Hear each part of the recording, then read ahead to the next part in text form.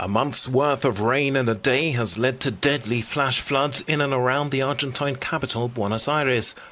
More than 30 people have been killed as the heavy storms also struck the city of La Plata, where up to 400 millimeters of rain fell in a few hours.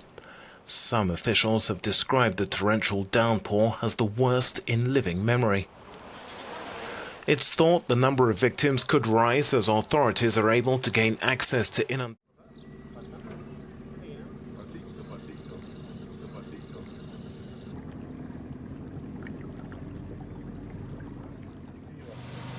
It's going to take several years for us to get used to this new normal.